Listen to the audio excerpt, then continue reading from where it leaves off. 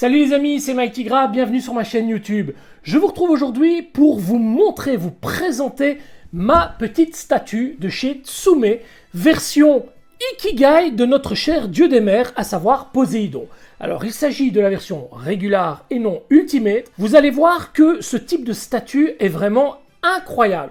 On aime ou on n'aime pas, position surfeur, position non adaptée pour un dieu, c'est tout ce qu'on va découvrir ensemble à travers cette vidéo. Vous allez voir également qu'il y a moyen d'exposer ce personnage en binôme, en duo dans une besta et lui rendre vraiment justice en l'exposant d'une manière un peu particulière. Cette statue est réellement hyper simple à monter.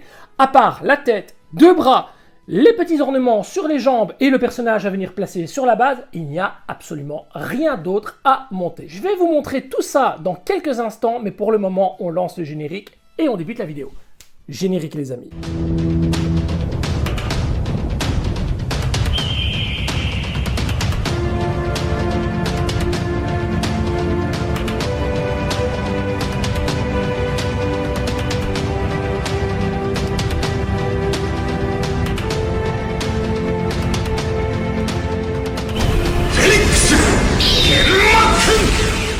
Alors au niveau des boîtes, c'est simple, que ce soit version Ultimate ou régulière, elles sont toutes identiques. Vous n'aurez la surprise, la bonne ou mauvaise surprise de découvrir une version Ultimate que lorsque vous allez découvrir, déballer votre statue. Moi, il s'agit d'une version régulière, ce n'est pas un hasard, je l'ai décidé comme ça.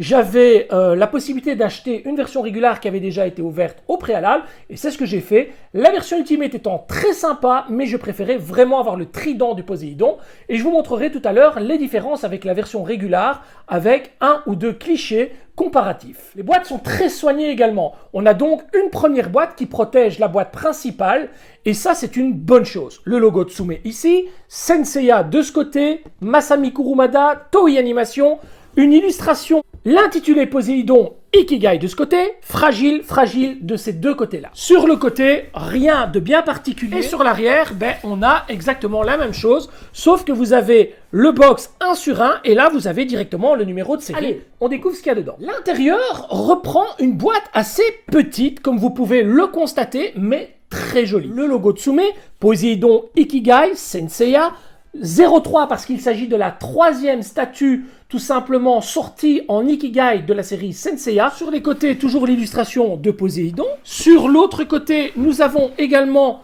une illustration de Poséidon ainsi que toutes les infos qu'on a sur l'avant de la boîte. Tandis que sur l'arrière, on a un peu plus d'informations, un code barre, Toei Animation, voilà, quelques petites informations qui sont identiques que sur les premières phases. Sur le dessus, même chose, à part qu'on a une petite poignée de transport très sympathique. Une fois la boîte ouverte, vous découvrirez un polysirène blanc avec le scratch habituel de chez Tsume, logo Tsume, le petit logo que voici, mais attention, lorsque vous ouvrirez votre polysirène, le logo Tsume qu'on a au-dessus du polysirène doit se retrouver vers le haut pour éviter que les pièces ne tombent. Alors je vais pas vous mentir, j'ai déjà monté cette statue, elle n'est plus dans le polysirène, celui-ci est totalement vide. La raison est simple, je n'ai pas pu m'empêcher de la monter et à la base je ne devais pas effectuer de vidéo, mais pour le plaisir des yeux, j'ai tout de même voulu vous montrer un peu cette statue. Ce qu'on va faire, c'est faire le tour de la statue, je vais vous parler un petit peu de celle-ci, vous expliquer un petit peu mon ressenti, les points forts, les défauts. Ensuite, on ira voir pour la mettre en vitrine avec une astuce assez sympa pour une besta. Et à la fin de cette vidéo, on la découvrira en mode 3D avec une jolie mélodie. Et on terminera la vidéo sur ce cliché. En attendant les amis, je vous propose tout de suite de découvrir la statue. C'est parti. Et voilà la bête devant nos yeux. Alors, vous le voyez, c'est une statue qui est resplendissante. Comme je vous le disais, on aime ou on n'aime pas, mais force est de constater que les versions Ikigai de chez Tsume ont quand même vraiment belle allure. Alors, on a bien entendu une base noire rectangulaire sur un socle brillant. Ça ne change pas. Toutes les versions de chez Tsume en Ikigai auront cette même base rectangulaire. Elles ont toutes le même format. C'est plutôt pas mal. Ça vous permet d'avoir la statue qui reste vraiment dans l'alignement de la base. Elle ne dépassera ni de l'arrière, ni du côté, ni de l'avant. Et ça, c'est très très bien. Vous pourrez vraiment les aligner comme bon vous semble. Ça, c'est le gros point positif. Maintenant, le point négatif, c'est les traces de doigts, les poussières. Donc faites très attention lorsque vous allez devoir nettoyer vos bases parce qu'il faudra vraiment utiliser un linge très doux pour éviter les traces de doigts ou les griffes tout simplement avec les petites poussières. Alors au niveau de la statue à proprement parler, elle est vraiment superbe. Pour cette statue, le montage est vraiment très simple. Elle arrive totalement montée ou presque. Le personnage est déjà attenant de sa cape. Il vous suffit de prendre le personnage, de venir le placer sur sa base.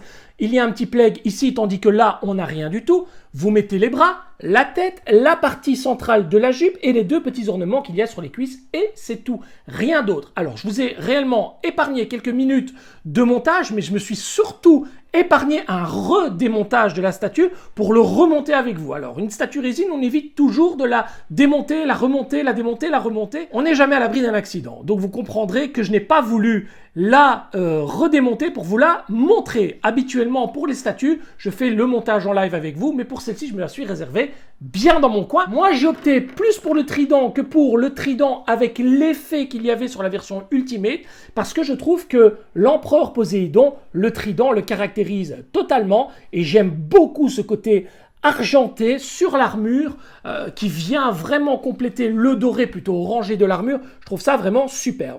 Les cheveux sont exceptionnels. Le paint est incroyable. L'eau, regardez-moi cette vague, c'est juste incroyable. Je vais vous parler des points négatifs. En tout cas, moi, ça me va, mais je sais que ça choque pas mal de gens. On a l'impression que le personnage est en train de surfer sur une vague. Mais c'est le cas. C'est tout simplement le cas. C'est le dieu des océans.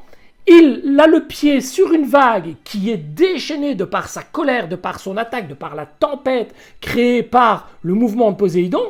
Et je trouve ça plutôt original. Surtout que la vague donne vraiment un effet remonté qui va parfaitement avec la position de son bras et de son trident.